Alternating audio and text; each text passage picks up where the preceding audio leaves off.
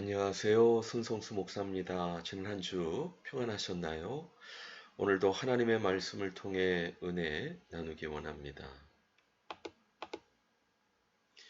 우리의 자녀 또 다음 세대를 어떻게 양육하고 지도해야 될까요? 학원에 보낸다고 다 끝난 것일까요? 오늘 본문 말씀을 통해 하나님의 음성을 듣기 원합니다.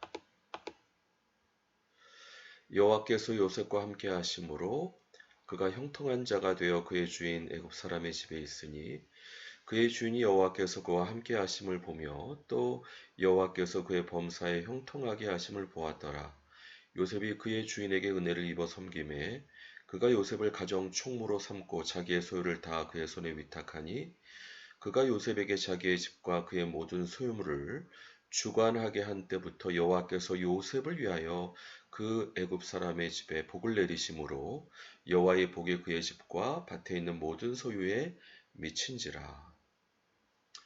어떻게 하면 우리 자녀들이, 우리 다음 세대들이 성경의 인물들과 같이 하나님께 귀히 쓰임을 받을 수 있을까? 바로 성경의 영적 모델을 통해서 교훈을 받으면 되겠는데요. 특별히 오늘 본문 말씀에서 요셉은 하나님께서 그와 함께 하심으로 형통한 자가 되었다 말씀하고 있습니다. 그러면 어떻게 요셉이 하나님과 함께 하시는 자가 될 수 있었을까요?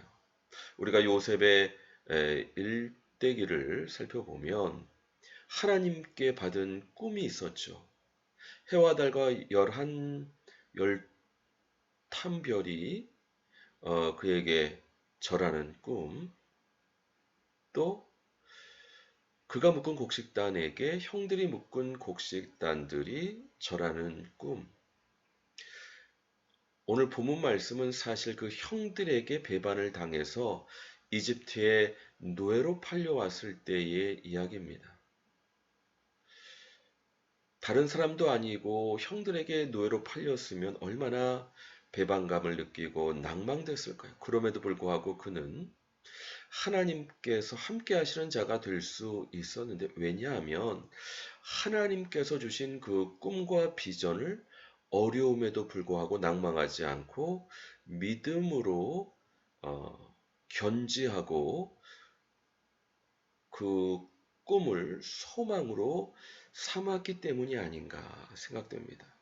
믿음이 없이는 기쁘시게 못합니다. 하나님께 나아가는 자는 반드시 가 계신 것과 자기를 찾는 자에게 상 주시는 이심을 믿어야 되는데, 특별히 하나님께서 그에게 주신 꿈과 비전을 어려움을 만났다고 낭망하거나 절망하지 않았고, 하나님을 신뢰함으로 그 꿈을 소망으로 삼을 수 있었기 때문에 하나님께서 그 믿음을 기뻐하시고 함께 하셔서 형통한 자가 될 수 있었지 않았나 생각이 됩니다. 그러므로 우리의 자녀들과 다음 세대들이 하나님께서 주시는 꿈과 비전을 품을 수 있어야겠고, 어려움에도 불구하고 그 꿈을 믿음으로 견지할 수 있도록 이끌어주는 것이 중요하다 말씀드릴 수 있겠습니다.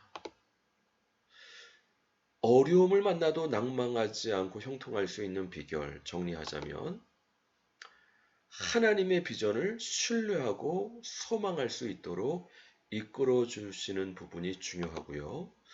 그런데 이와 같은 하나님께 대한 믿음을 갖는 부분이 아버지 야곱과의 관계가 도움이 많이 됐다는 겁니다. 사실 자녀들이, 다음 세대들이 하나님과의 관계를 어떻게 배울 수 있느냐? 바로 부모와의 관계, 또 윗세대와의 관계를 통해서 하나님과의 관계를 배울 수 있습니다. 아버지 야곱이 요셉을 사랑하고 또 신뢰의 관계였었기 때문에 그것을 믿음으로 요셉이 하나님께 대하여 그와 같은 믿음과 소망을 가질 수 있었습니다. 그러므로 자녀와 좋은 관계, 사랑과 신뢰의 관계를 맺는 것은 자녀로 하여금 하나님께 믿음으로 사랑으로 나아갈 수 있도록 돕는 밑거름으로 우리가 그렇게 이해할 수 있겠습니다. 뿐만 아니라 요셉이 꿈을 얘기했을 때 다른 형제들은 말도 안 된다 얘기했지만 아버지 야곱은 그 꿈을 마음에 새겼다라고 말씀하고 있습니다. 부모의 신뢰가 자녀로 하여금 자기를 신뢰하게 하고 부모의 신뢰가 자녀로 하여금 하나님께서 주신 비전에 대해서 신뢰를 하고 믿음과 소망을 갖도록 도와줄 수 있습니다. 부모가 믿지 않으면 어떻게 자녀가 자기에게 주시는 하나님의 비전에 대해서 믿음을 가질 수 있을까요? 이런 것처럼 우리 자녀와 다음 세대와가 하나님께 믿음으로 나가기 위해서 이와 같은 부모의 역할, 윗세대 역할이 중요하다 말씀드릴 수 있겠습니다.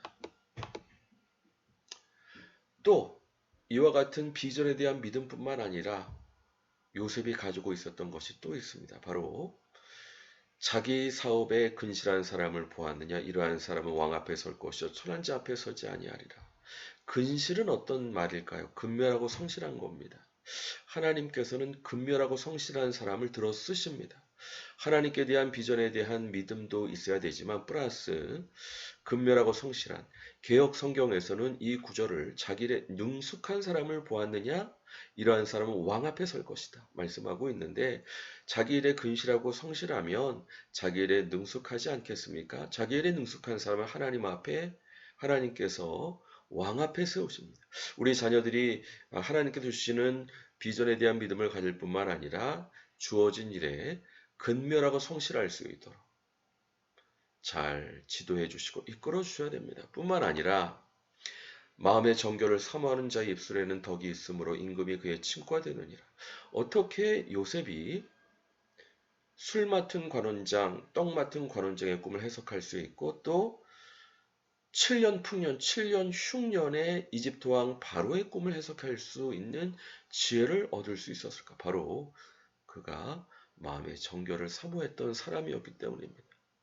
보디발 장군이 내 아내가 그를 유혹했을 때 그는 그 악을 물리칠 수 있는 지혜가 있었습니다. 악을 미워하는 것이 하나님을 경외하는 거고 지혜와 지식의 근본은 하나님을 경외하는 거라고 말씀했는데 이렇게 악을 미워하는 하나님을 경외하는 요셉이었기 때문에 하나님께서 그와 같은 계시와 지혜를 주셨던 것이 아닌가. 우리가 이 말씀은 사실 다니엘도 이 말씀에 해당되는 성경의 영적 모델이 아닌가 생각됩니다. 바벨론 제국이 여러 나라를 정복하고 반은 인질겸 발은 왕의 참모로 세우기 위해 3년간 정복한 나라의 귀족 자제들을 잡아와 가지고 교육하고 훈련합니다. 그때 그들에게 왕의 산의 진미로 공급을 했는데 다니엘과 세 친구는 왕의 산의 진미를 먹기를 거부했습니다. 왜냐하면 왕의 산의 진미는 왕이 섬기는 우상에게 바쳐진 제물들이었기 때문입니다. 다니엘과 세 친구가 우상의 제물로 자기들을 더럽히지 않기로 결정하고 또 하나님의 은혜로 그와 같은 믿음을 관철을 시킬 수 있었을 때 하나님께서 이 네 친구에게 모든 학문을 깨달을 수 있는 지혜를 주셨고 특별히 다니엘에게는 하나님의 계시를 깨달을 수 있는 지혜를 주셨다 말씀하고 있습니다.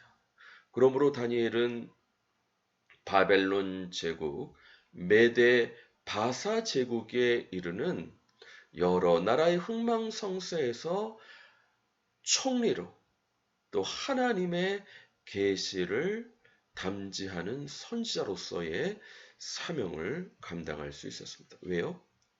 마음의 정결을 사모했기 때문에 하나님 앞에 거룩하고 정결하려고 했기 때문에 하나님께서 지혜와 계시의 정신을 주셔서 역사를 관통하고 여러 흥망성쇠의 패권국가의 역사 속에서 총리의 역할을 감당할 뿐만 아니라 하나님의 계시를 나타내는 선지자로서의 사명도 감당할 수 있었습니다. 이런 것처럼 우리 자녀들이 믿음뿐만 아니라 근명성실, 능숙, 또 하나님 앞에 거룩 정결을 지킴으로 하나님께 귀히 쓰임받는 자녀들이 될 수 있도록 기도하고 또 신뢰하고 응원해야 될 것입니다. 그러면 어떤 부모의 역할이 중요할까요? 우리가 하나님 아버지의 모습을 보시게 되면은 하나님께서 아담을 창조하시고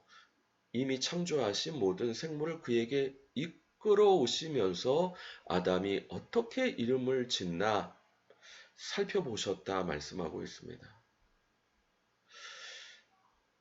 부모로서 중요한 것은 자녀가 어떤 선택과 어떤 문제 해결을 할지 믿음을 갖고 지켜보는 것이 중요합니다.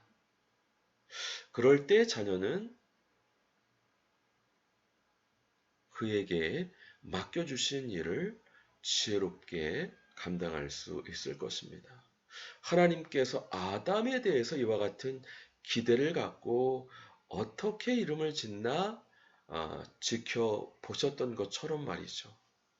뿐만 아니라 예수님처럼 비록 3번이나 예수님을 부인했던 베드로를 요한의 아들 시몬아 내가 나를 사랑하느냐 내가 나를 사랑하느냐 내가 나를 사랑하느냐 3번 부인했던 것을 회복하게 하시기 위해서 3번 예수님에 대한 사랑을 물어보시고 다시금 예수님의 몸된 교회의 양무리를 맡겨주시는 내 양을 먹이라 내 양을 치라 내 양을 먹이라 다시 기회를 주시는 예수님의 용서와 사랑으로 베드로는 초대교회에서 기둥과 같은 역할을 감당할 수 있었습니다. 자녀가 실수할 수 있고 실망감을 줄 수 있습니다. 그럼에도 불구하고 예수님처럼 용서하고 신뢰하면서 또 다른 기회를 주는 회복하는 그와 같은 양육 태도가 중요합니다. 마지막으로 사도 바울이 영적인 아들 디모데에게 그의 장점을 칭찬하면서 뿐만 아니라 그의 가진 잠재력이 불일 듯하게 하기 위하여 기도하고 가르쳤던 것을 볼 수 있습니다. 내가 너를 생각할 때마다 하나님께 감사하고 너 보기를 원하면 내 기쁨이 충만하게 하려 함이라 말씀하면서 왜냐하면 내 속에 있는 거짓 없는 믿음 때문이다.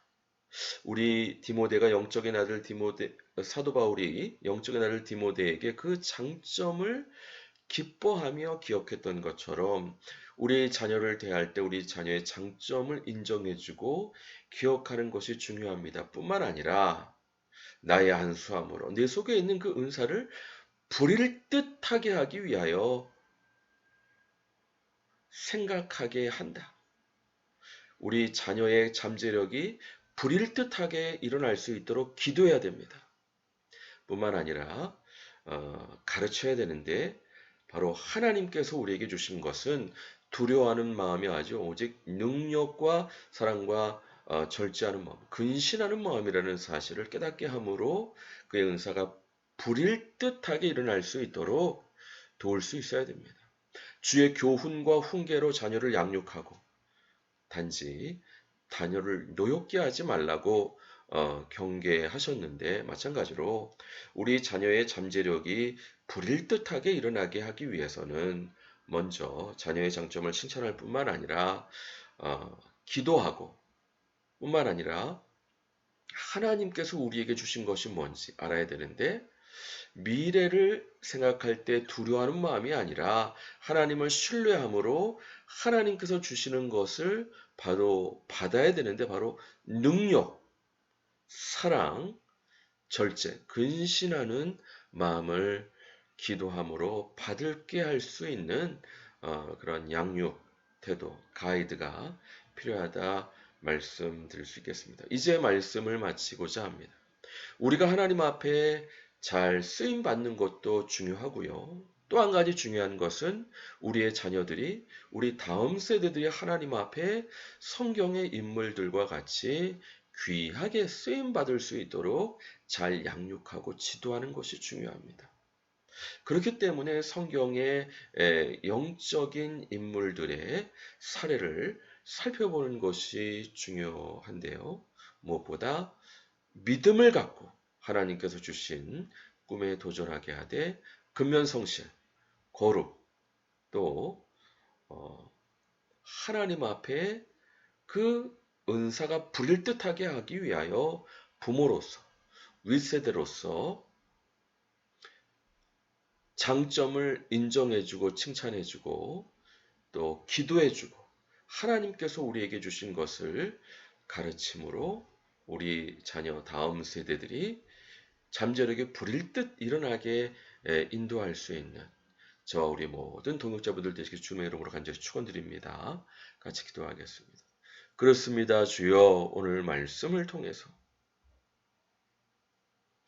어떻게 하면 우리 다음 세대, 우리 자녀 세대를 하나님께서 귀히 쓰실 수 있는 인재들로 양육할 수 있을까 살펴보았습니다. 주여, 우리 자신이 주님 앞에 귀하게 쓰임 받을 뿐만 아니라 우리의 자녀들이 다음 세대들이 귀히 쓰임 받을 수 있도록 잘 양육하고 인도할 수 있도록 함께 하시고 인도해 주시옵소서. 함께 해주신 주님의 은혜를 감사드리옵고 예수 그리스도 이름으로 감사하며 기도합니다. 아멘. 수고하셨습니다. 감사합니다. 다음 주 반갑게 뵙겠습니다.